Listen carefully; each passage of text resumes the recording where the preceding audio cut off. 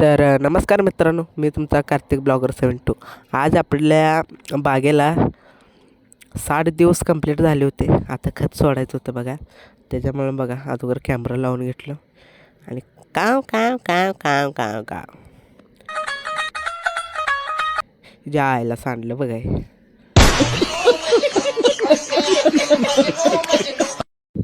जे उरलेलं सगळं बॅरलमध्ये टाकलं आणि कॅमेरा नंतर चालू केलं.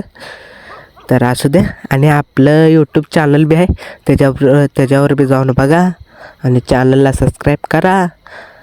आणि आता आमच्या फळाला 60 दिवस कंप्लीट झाले आणि घड कसं सुटलं आहे बघा.